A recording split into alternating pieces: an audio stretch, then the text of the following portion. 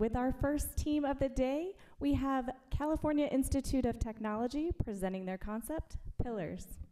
Take it away, Caltech. Yeah, we are Team Caltech, and we are honored to be presenting here at this forum. Today we'll be presenting our big idea project, Pillars, which stands for Plume-deployed Inflatable for Launch and Landing Abrasive Regolith Shielding. We are a team of 47 students from Caltech. We are mentored by Professor Chung of Caltech and Dr. Kalind Carpenter from JPL. And here you can see the project path for the Artemis mission and where our project fits in, which is the structure on the far right. To achieve a long-term lunar habitat and continuous human presence on the moon, heavy-duty landers will frequently transport humans and essential components to the lunar surface. A problem with this launching and landing is that the rockets generate high-velocity lunar regolith dust ejecta, which will damage humans, infrastructure, and electronics, since the regolith particles are very tiny, sharp, and electrostatically charged.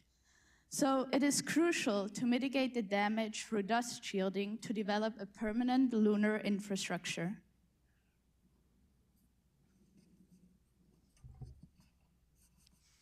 Because rocket plumes are supersonic and extremely high temperatures, it's very difficult to try to shield them in any way. There have been other attempts to do so, such as the SpaceX concrete landing pad. This was on Earth and it was destroyed in Texas. Even state-of-the-art solutions struggle to answer this problem. We've also seen this with the LilyPad carbon fiber landing blanket, which was also unable to survive a direct impact from a rocket plume. These solutions also require extensive surface prep, which is something that we aim to avoid.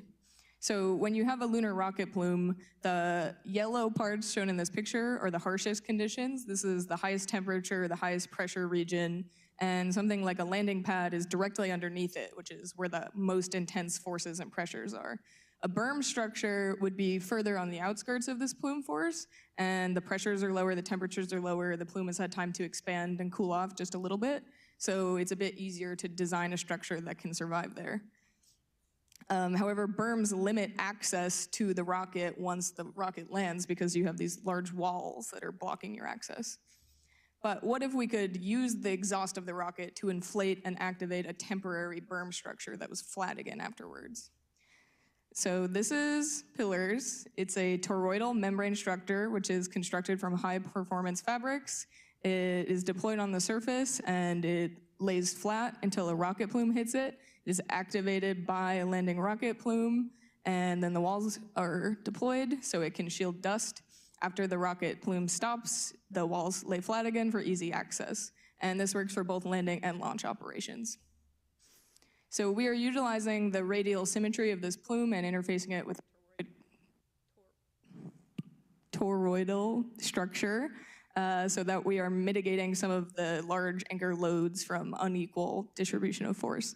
These walls are inflated by the equilibrium pressure from the plume, which is coming in. I'm not going to use that. The plume that's coming in on the surface at the bottom, and then it escapes to vacuum on top. This has some vorticity and maintains pressure inside, so the walls are lofted while the rocket is landing and launching. This passively deploys as soon as the rocket plume hits it, and it requires significantly less surface prep than anything like a traditional landing pad or berm solution would. So we have scaled most of our testing in our system for a SpaceX Starship lander because this poses the largest risk to Artemis as the largest payload capacity with 100-ton payload capacity, or lander mass. So with that system in mind, our mass is about 7,000 kilograms, our stowed volume is about 4.5 cubic meters, and our deployed volume is 160,000 cubic meters. This is highly scalable to other lander configurations as well. With different sizes, you can make a different size pillar and still effectively shield it. Pillars lands on the moon and is deployed from its rolled up configuration with an inflatable mechanism for deployment, and then is autonomously anchored to the surface. Then it sits passively until a rocket plume tries to land. The walls are inflated by the force of that rocket plume, and then as the rocket plume stops, the walls fall flat. When the rocket wants to leave, launches out, the walls are inflated again, and then they fall flat once the rocket is gone.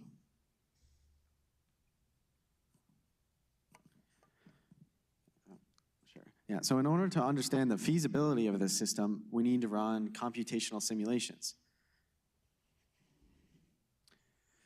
Yeah, so we need to run these simulations in order to make sure that pillars doesn't melt or get shredded. But it's extremely difficult because the rocket plume goes from extremely high density, right at the point underneath the exhaust, like where the exhaust comes out, and then as it expands into the vacuum, it becomes extremely low density, which is very difficult to simulate. So there are two different approaches for simulating. One approach works very well, like the continuum approach works well for high density, and the molecular approach works well for low density. And we need to use a combination of both of these approaches in order to properly model pillars. So the first approach that we tried is direct simulation Monte Carlo, which is a molecular approach which works well for low densities. And it's a very difficult simulation method, but it's able to highly accurately model the rocket plume. However, it was extremely difficult and very slow. We also used Cislune, which is a commercial continuum solver, which is very widely used and easy to use, but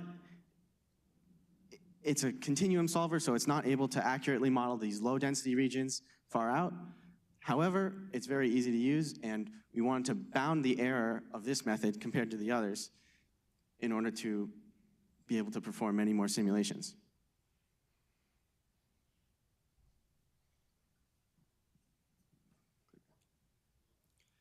So to bound this error, we gathered empirical data in vacuum and ran simulations of the experiment in parallel. And so this was so that we could directly compare the simulations to, or continuum solvers to data that is characteristic of the conditions on the moon. And so we did this by using an explosion manifold and vacuum chamber pair, where we had a nozzle geometry between the two with the vacuum chamber on the outlet side of the nozzle and the explosion manifold on the inlet side of the nozzle.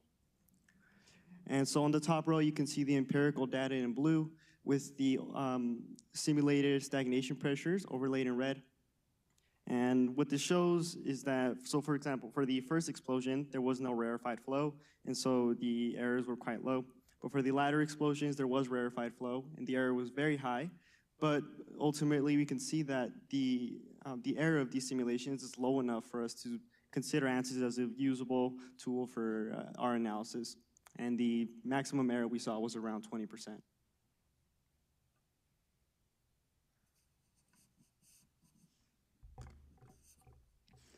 In figuring out how we were going to design this shield, we considered a lot of different parameters, including the conditions on the lunar surface for the radiation environment, the cyclical thermal cycling, as well as our mass requirements, volume requirements, and most importantly, what the actual plume conditions are on the shield from the rocket.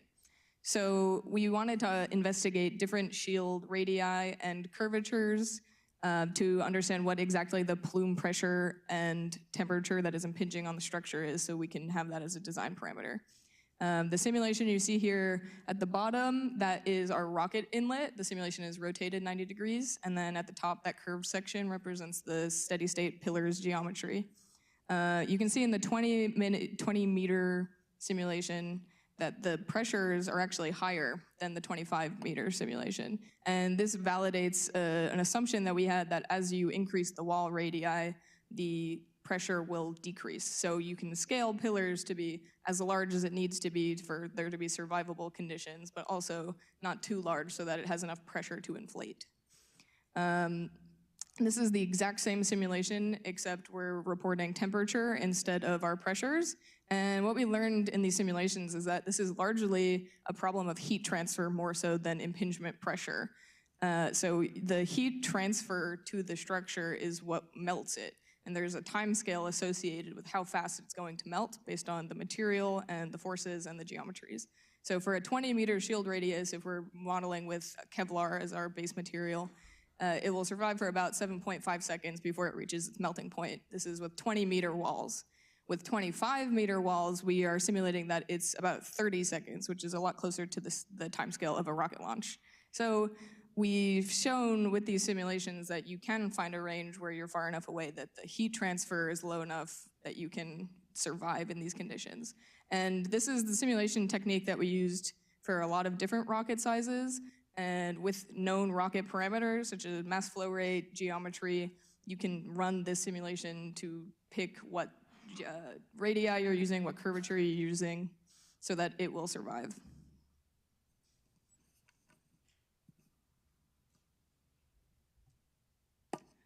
So to design a cost-effective low-swap structure that would be resilient to the abrasion, heat, and tension experienced on the lunar surface, we first considered Kevlar.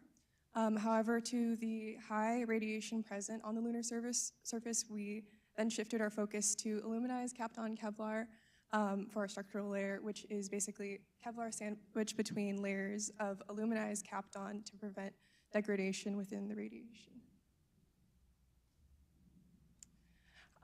And after selecting our material, we wanted to simulate conditions that would be representative of the environment on the lunar surface. And so we subjected material samples to cyclical abrasion using silicon carbide within a furnace at both 300, 500, and 700 degree testing cycles for 5,000 abrasion cycles. And the number of cycles was informed by the energy per unit area of regolith displaced by a SpaceX Raptor engine, and also taking into account the average regolith particle size and velocity. And here are some good images of our testing apparatus with the furnace in the bottom here, and then a linear actuator with our actual abrasive material attached to it on the top, which was then abraded against the material.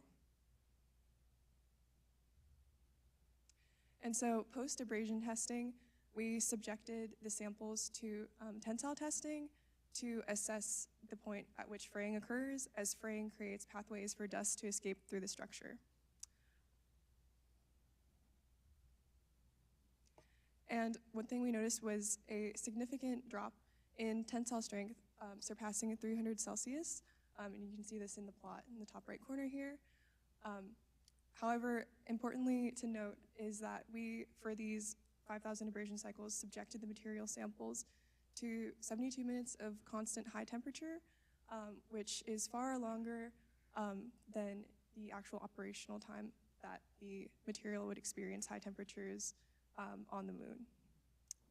And with that being said, the actual strength that we recorded for the materials post-abrasion testing at these extreme conditions was still enough to withstand the pressures simulated in ANSYS, which is a good sign for the structural integrity of pillars. And going forward, to further bolster the resilience of the structure, we can additionally add layers of more thermally resistant materials, such as ceramic fiber, to the external structural layer.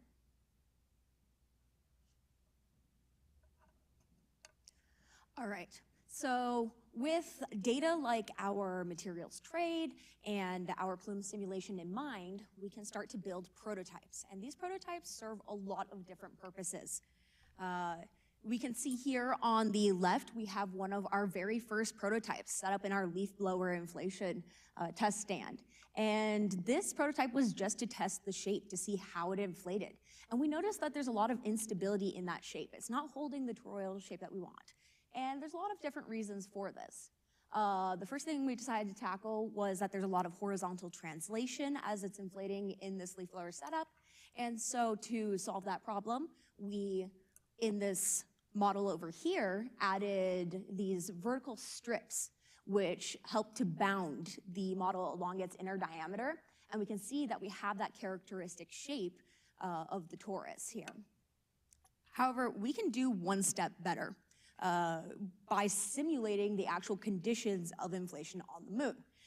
Right, we're going to be in a lunar vacuum, so we went and we got a vacuum chamber, And we hooked up a particulate filter to be able to filter in Regolith simulant and an air nozzle to simulate the plume of the rocket, right? And inflating in the vacuum, we noticed that we aren't really seeing this horizontal translation. It's relatively aligned vertically. However, there's this vertical distension of the shape outside of its torus shape. And that further justifies why we had to have the internal anchors to hold that shape. Now, with multiple models under our belt, we made dozens of prototypes to test what the best features are. And we put them together into a much larger model, which we could do a hot fire test on. And so we partnered with our friends at Amateur Rocketry, or FAR. They had a 500-pound liquid bipropellant rocket, which we could use, and they strapped to an I-beam for us. And scaling to the size of that rocket, we created a model that had a 4-meter outer diameter and a 2-meter inner diameter. We made a 180-degree model so that we could have easy connections to anchoring to these load cells, which would take some interesting data on the tensile forces that are felt within the model as it's inflating. We also had 3 unique experimental groups for materials to test thermal insulant. We had a bare Kevlar section, a Kevlar layered with carbon fiber felt, and a Kevlar layered with carbon fiber weave. And prior to actually launching, we ran a couple of simulations in ANSYS. We wanted to see how well our simulations were predicting the survival of pillars. And for the dimensions that we chose, we saw a predicted survival of about 10 seconds. And this is how the test actually went. And as the rocket ignites, we can notice that our bottom anchors actually blow out, so this is flapping in the wind. And we don't notice that it really starts shredding until about now. It was when it starts to destroy. So we went and we, after this test, did a review of the model and the destruction that was done to it. And here's what we discovered.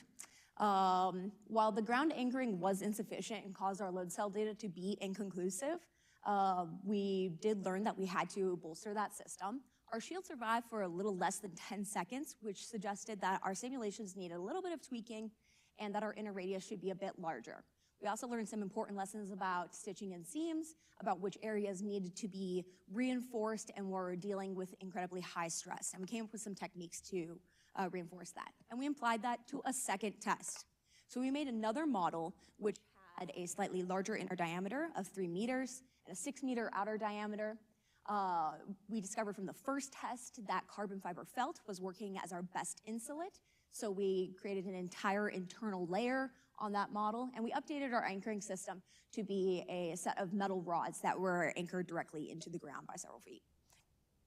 We also had a couple of new construction methods. We can note in our different portions, we have this cross stitching that is going against the weave of our fabric.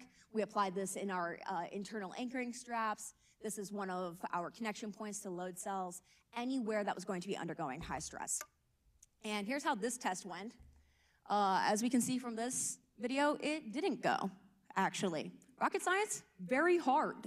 Unfortunately, the friends at Amateur Rocketry, they had a failure in their liquid oxygen regulator valve, which caused their rocket to explode. However, they will be rebuilding this in just a couple months, and we will be running this test again because our model survived the failure. So now we're going to discuss how we conceptualize the deployment strategy for pillars. We first considered the dimensions of pillars as it was inflated and rolled up like so. We wanted the deployment strategy to be able to autonomously secure and anchor the shield, and for this we considered 2 different systems. The first was a spring wire system, which, if you can see here, works really well for small models. However, we felt that this result was not scalable to the actual dimensions of pillars, so we went ahead and considered a different system. This is an autonomous inflatable bladder, and as you can see in the video, it rolls up quite nicely and it inflates really well with just one little problem of one of the sides not expanding like completely and being in position. So to mitigate that issue, we added outer rings to the inflatable bladder, and we think that this new design has the potential to be a better deployment system for pillars.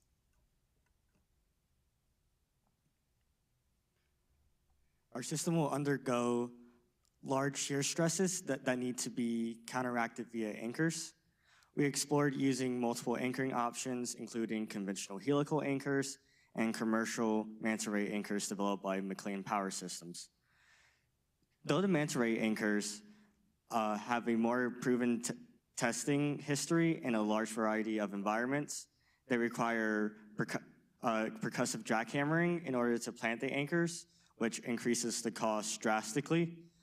Helical anchors, on the other hand, are planted with rotary percussive drilling, which can be done with the Trident drill system developed by Honeybee Robotics. Though the helical anchors will need to be custom made and thus will require more testing,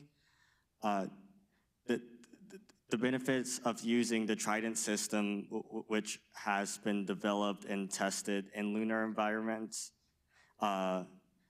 makes it the much cheaper and more feasible option. Pillars will undergo the highest stress at the interface between the anchor and the fabric, making and reinforcing these areas crucial to mission success. Using titanium outlets will provide sufficient reinforcement to the fabric to make sure it can withstand the forces it will experience.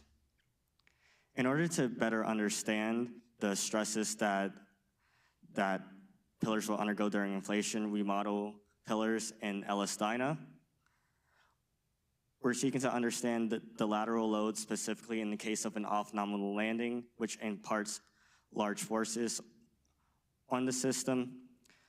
On the left, you can see a pre-built airbag model, which is in the rough geometry of pillars. And on the right, you can see a more accurate open bag system that more accurately represents how pillars will inflate. A more comprehensive simulation is still in progress. All right, so that's what we've done for this project, but we do have some significant steps that we can take in the future.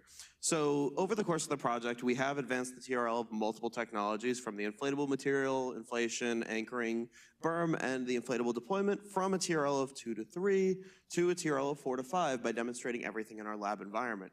Now, in order to get this ready for flight, we really want to be demonstrating it up to TRL 5 and 6, which we can achieve by doing our third FAR test and showing that it works in the desert, scaled up to a rocket size, and also doing a test on the anchoring deployment, and doing more tests in the vacuum chamber with the dust, with a Regolith simulant.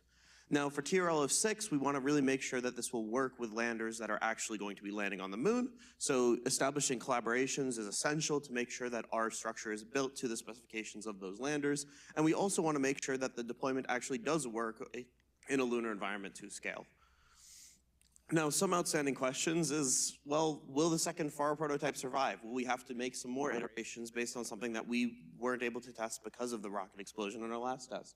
How do we actually respond to off-nominal landing? We've done a lot of work on simulations with what you saw in the LS-DYNA section, but there's still more to test on how do we actually respond in a physical test. What is the dust shielding efficiency? Once we are at scale, what's the ideal size and shape that blocks the most dust, keeps the most in, while making sure that none escape out the top or bottom?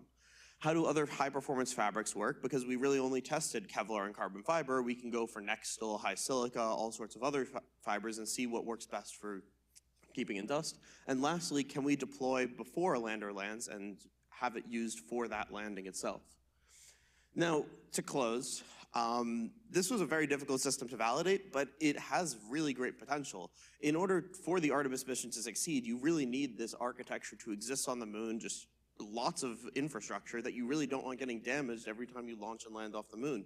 So even though this is a very big project, in some sense, it's a very big berm that we're making, it's really crucial to have something for the Artemis mission to protect that infrastructure. And what we found out during this is that rocket science is really, really hard. We had a lot of challenges doing a lot of the simulations that have never been done before. We've had a lot of challenges doing testing with real rockets in the desert, but we've loved every moment of it. It's been a very exciting test. It's been so exciting being able to go out, see our own structure, survive a rocket launch. And we are very, very thankful and very excited to continue working. Now, with more simulation, we hope to be better suited to actually validating this in the future. And we'd like to thank all of these people on the board. I think I'm running out of time, but really Dr. Sunjo Chung, Kalind, Carpenter for being our advisors, and then all of our mentors, and especially our students for putting in a year's worth of good work. Thank you, and let me know if you have any questions.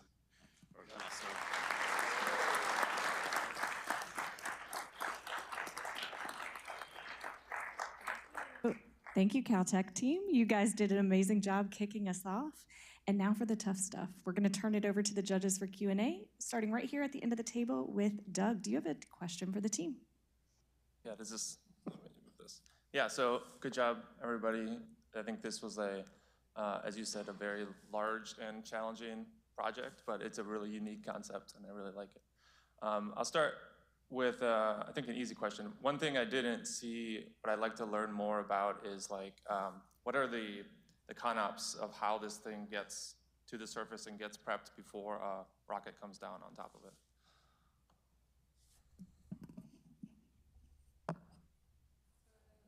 So I think this graphic shows pretty well what the actual unrolling process looks like. In terms of getting it off of the rocket, this is not something that we felt was in the scope of the project, especially because there's so many other projects going on, Athlete, for example, which are trying to transport large cargo off of a starship. So we figured that was out of our scope.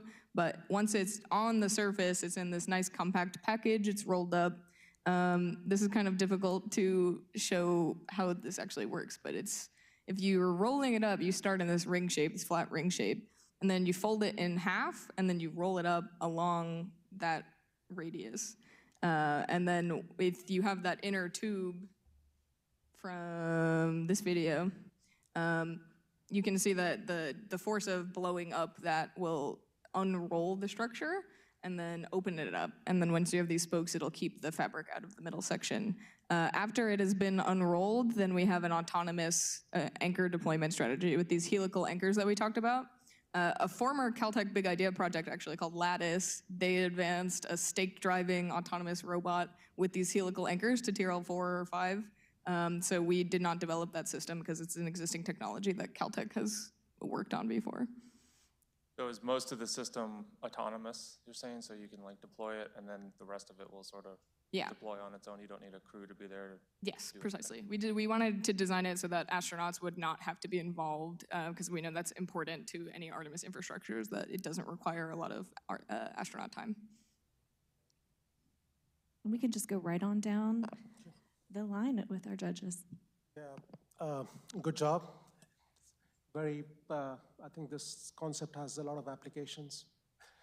One question I have is, you anticipate this for multiple uses, right? For multiple landings. So do you have any idea how many times it can be used, for how many landings? Because for every landing, the material is going to degrade a little bit, I suppose. So do you have any kind of idea in that regard? Have you done any thinking in that regard? Yeah, so we've done a little bit of materials testing about exactly what the abrasion at high temperature will do to this material. Further testing would be lifetime testing. You'd rerun it with the same sample multiple times. We did not have time to do this, but it's something that we thought a lot about. And in terms of the FAR launch, the second model that we built was actually designed to do 2 fires at once. We were gonna immediately load the propellant back up and do a second run and see how that affected it. Largely, the structure, it's a very simple structure. There's a lot of design changes that you can decide to make based on the parameters that you're working with. So based on the uncertainty of what lander we're actually designing for, what is going to be the primary cargo delivery method of Artemis, we've kind of kept it more vague. And the actual cycles, we can always do things like add layers of fabric. So the first one gets degraded, but there's another one behind it. The actual lifetime of one layer is something that is determined with our testing setup. We don't have the results for exactly how many years, but we are targeting about 10 launches for that to be a valuable return on investment for how much it would cost to put it there. And further testing would help us figure out exactly how long it would last. Thank you. Great job. I have a question related to that. Sorry. What about repairability? How easy is this material to be repaired in situ? So working with the material, what's really nice about Kevlar and the Kevlar that we were working with is that it has a very loose weave. And what this means is that it's almost self-healing in certain situations. We saw in particular with our very first FAR launch that we had these large anchoring rocks that we were using, and because of the force of the rocket, it actually got propelled into the side of our shield. So it took a very large impact from a rock. And the actual impact that we saw when we were looking back at the damages was smaller than the piece that it hit, because the weave, being so loose in the material, will expand outwards, and then as tension is put into the material in an opposite direction, it will kind of form back together. So that's a really unique feature that we had of Kevlar that made it a very attractive material. With the carbon fiber felt, it's very heat resistant, but it's not very strong, which is why we felt that it was necessary to have a Kevlar layer behind it to strengthen it. And part of this design process was trying to make sure that we wouldn't have to repair it within those 10 use cases. So we added this cross-stitching through the material. So this connects the carbon fiber right here to the Kevlar. This is the outside. So this is an external view, and this is the internal view of the model. And what this stitching does is prevents the carbon fiber from shredding. And so the forces that the carbon fiber might feel if there are any kind of damages to the shield would be distributed to the Kevlar instead. And that would also help to minimize the damages that we saw.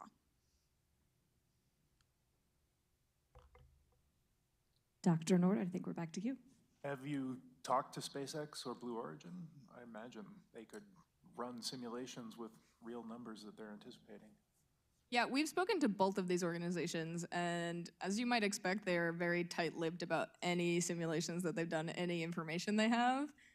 We've gotten vague, like, yeah, that sounds like a good idea. But I know that they have that data. I know that we are not allowed to have that data unless we make a contract and pay them a lot of money to give it to us.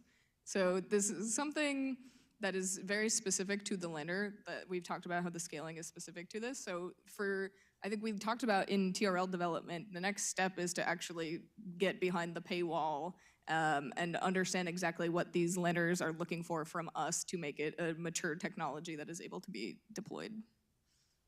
You have it backwards, you should get them to pay you. Well, I am graduating this term. Ryan, any questions for the team?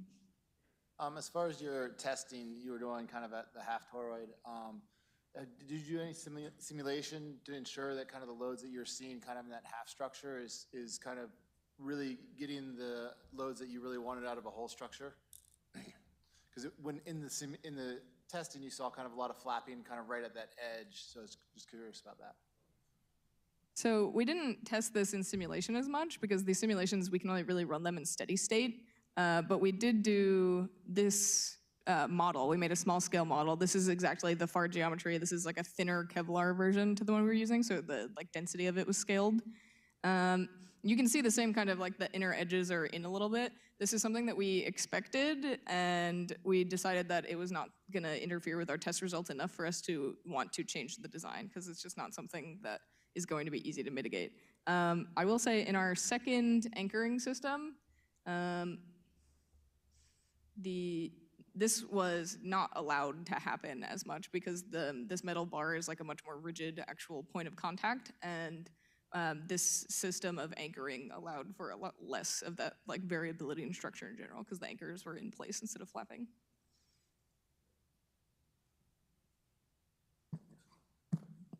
Yeah, I'd congratulate you on one of the most out-of-the-box things we've seen. Not the top, but one of them. So I think the concept certainly needed to be explored, and I'm glad you guys took the challenge to do that. One of the questions was your mass estimates were quite large. I mean, the errors or the uncertainty on your mass estimates were 4 times, 1 to 4. And what's driving that uncertainty? Is it the load uncertainty? Is it the thermal protection uncertainty? And what measurements could we get from vertical test bed landings and things that will reduce those uncertainties? So a lot of it is the size parameters. The range that we gave, it's the exact mass calculated for a 20-meter outer diameter model and a 40-meter outer diameter model.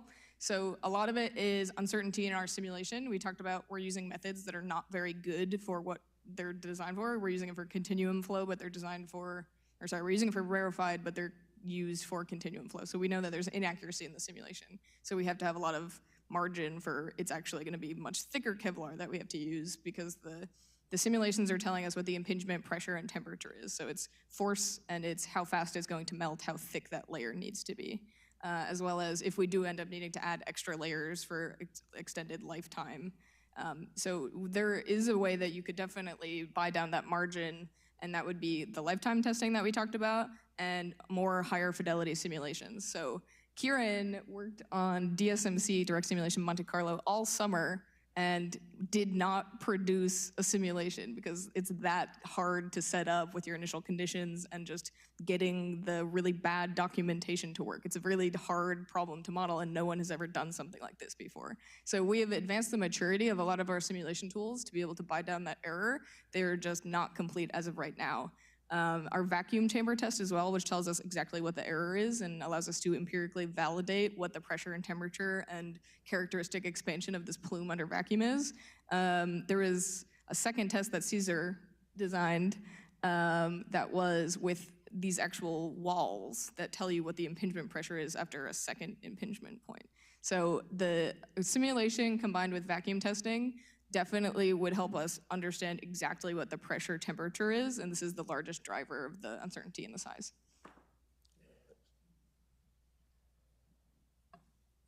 Thank you so much for your great talk, the presentation. I really enjoyed. And I have one question. You showed the simulation study of the pressure and temperature on your structure and also some half-fire tests on the materials. And actually, the primary goal of your study is to minimize the lunar dust contamination to the outside, the lunar infrastructures. So I'm wondering, you already showed you have a plan to lunar dust vacuum test, but I wonder if we have some at least simulation study to show some visualization of the lunar dust, some distribution ones, or some velocity speed. If we can capture by the pillar structure, or it cannot damage on the landers, or it cannot coming out from the pillars. Do you have any kind of some idea or the simulation study if you don't have any experimental work? So in terms of the actual position and trajectories of the dust, we very early on spoke to Melanie Hunt at Caltech, who is a specialist in multi-phase flow. And I asked her, how do we go about solving this? How do we make a simulation that shows where the dust goes? And what she said was, this dust is so small that at a low level, you can assume that it's just going to follow the flow field. Because the particles are so fine, they will be approximately the trajectory of the velocity or the gas itself. So in these ANSYS simulations we were creating, especially with the 3D simulations, you can see path lines for where exactly the flow is going, and we took that to mean this is where the dust is going. For a higher fidelity understanding of the dust shielding efficiency, we've configured our vacuum chamber for a Regolith bin setup. There's a particulate filter on there, so we can do actual testing to figure out how effective it is, and a simulation could be developed, but it's not something that we have worked on in the context of this project.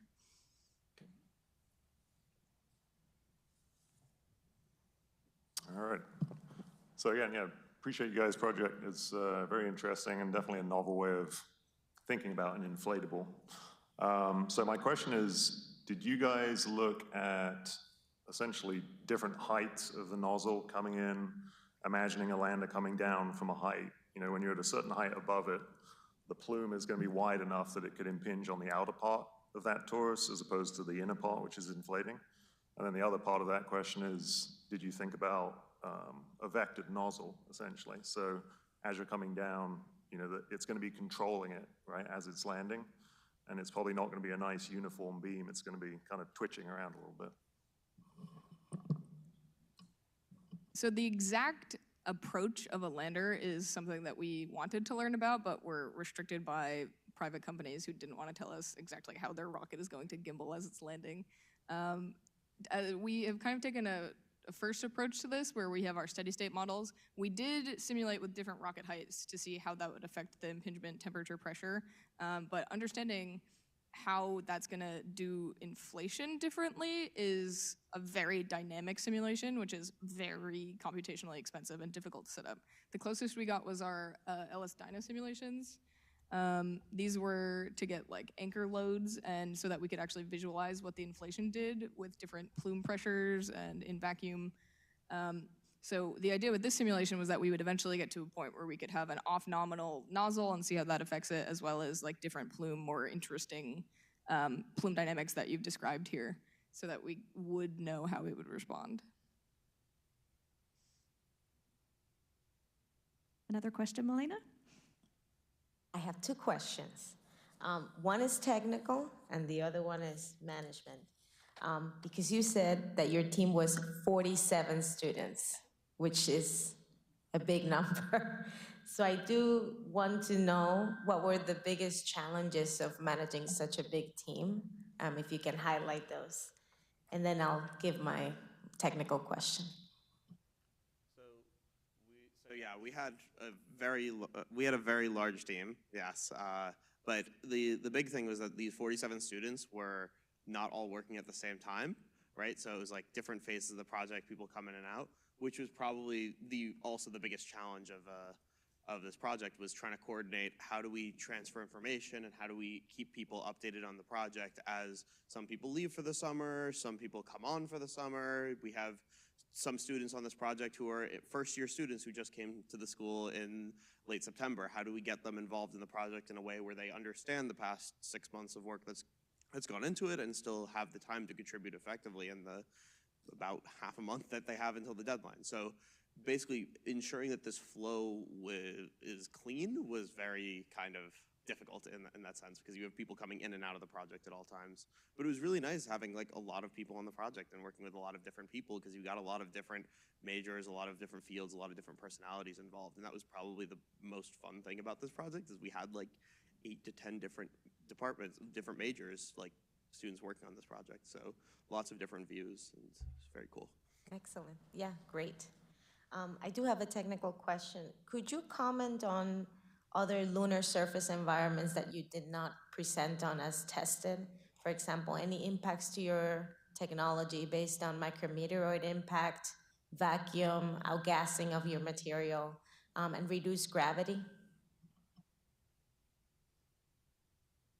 So reduced gravity is something that we approached in testing with different fabric densities. Carmen and a couple of our other, Stephanie, they were working on making small models with different nylon fabrics of different weight densities, basically. So you could see if there's more gravity, how much is that going to change the way that the inflation works. We found that it's largely the same because just the plume force is so much greater. Micrometeoroids we consider to cause very similar damage as the regolith that's being kicked up itself, so it doesn't pose significantly more risk than a large rock that was next to the landing pad now that is hitting pillars. So there are just much more destructive failure modes that are the micrometeoroid is covered by. In terms of outgassing, we've chosen very high TRL fabric, so we don't think that this is going to be a concern for Kevlar or carbon fiber because they've been used so widely already. Do you have any comments? Okay. Yeah, I think a lot of the lunar environment stuff, the specific like plume is what we cared the most about, because everything else was pretty easy to replicate. But the plume conditions are very, very difficult to replicate on Earth. We did it a little bit in our vacuum chamber detonation test, but even that, the scaling doesn't always preserve all of the characteristic features that we're looking for. So we were definitely most excited by the large challenge of what is the rocket plume, how do we understand the rocket plume, and some of the other conditions are like covered by just material properties and choosing the most rugged materials we can. just to speak a little bit on the micrometeoroid issue, that's also a part of why that Kevlar was such like an attractive material for us, because of that self-healing capability within its weave. And we had further considerations that the carbon fiber felt that we were using as thermal insulate would, have puncture holes because of that micrometeoroid impact. And while the Kevlar would self-heal, then that would leave that Kevlar where it had self-healed vulnerable without any thermal insulate on top of it. And so a consideration that we were thinking about for future testing is adding a third internal layer. Something that we had noticed during our FAR tests was that if there was a portion of carbon fiber felt sandwiched between two Kevlar layers, the thermal the heat that was being taken on by the Kevlar would distribute to the carbon fiber felt in the inside of that layering sandwich. And so what we could potentially do is have a second interior layer of Kevlar that would help to mitigate the impact of those micrometeoroids on the carbon fiber felt, and have that sandwiched between two layers of the Kevlar. We've got a few more minutes. If there's any other question, does the judge have a question? You can raise your hand. Jinho? I have the question relevant to the Tom's question. The current published landing approach is not vertical landing from the lunar orbit. It's more like some gradual descent, something like this, landing this way. That means you might have some more larger the pillar structure than you expected. I think the actual operational environment that we're talking about is very highly dependent on, like you said, what is the rocket doing, and there are some published results. I haven't seen them personally. I think for right now, the scope of the project is developing our simulation tools so that we would know how the plume pressure, impingement pressure, and temperature is being affected by different rocket changes. We've had some simulations run with actual nozzle geometries and more accurate rocket geometries, and the results are fairly the same within our current error margin. So understanding how it responds to changes is something that we first need a very strong understanding of the physics involved in developing our simulation model, so that we can say to our simulation, okay, what if it's like this now, and we would have something to compare that to. So this is definitely an avenue for future development that we would be very interested in.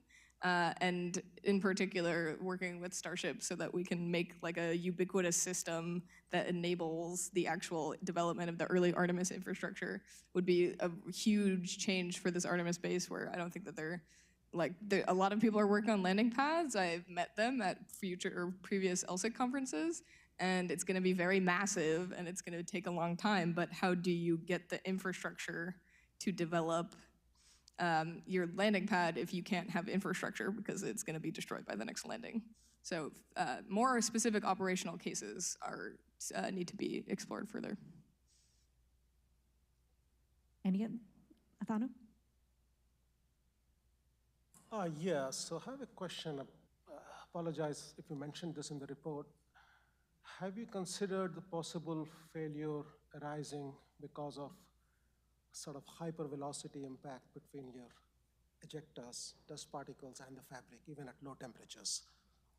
It's kind of an impulsive response, you know what I'm saying? So, did you say flapping? Hypervelocity, very high velocity impact. You have the dust ejector particle impinging on your fabric at a very high velocity, and that can create localized damage which can propagate. So is that something that you looked at, that you considered? I think the extent that we considered that was the energy of those impacts as kind of like a total energy based on the expected impingement there's data about the Apollo dust and how much of that was kicked up.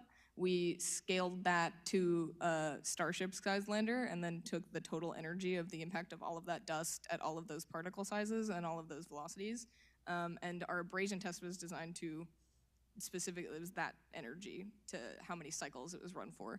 So the localized effects is something that we can see more with microscopy of the material samples, and this is something that we were looking for, the exact like deterioration mode, and we found that the Kevlar was not coming through it. But one of the other unique features of this compared to other inflatable systems is we don't need to be airtight at all. So if you have localized defects, you're making small holes, you're becoming mildly less efficient after every launch, but it's not significant to prevent it from inflating for quite a while. We did learn with the FAR test that if there's a little bit of localized damage, that tends to spread if like something really big hits it. And that's something that we could look into with more like specific testing as well. But in general, we expect that the structure will remain operational and even very efficient at dust shielding, even with micro tears developing. Thank you.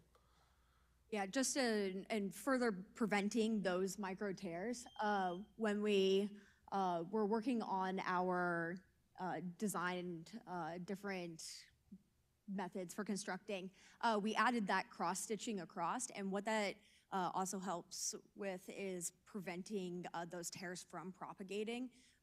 The closer that we add these cross-stitching together, here we had it spaced at about like 4 inches because that was like the size of some holes that we were seeing in our previous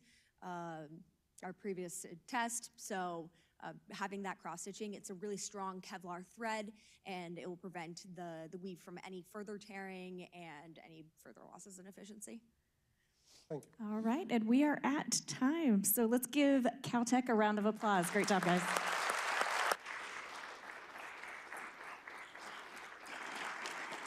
And you guys can take your seats.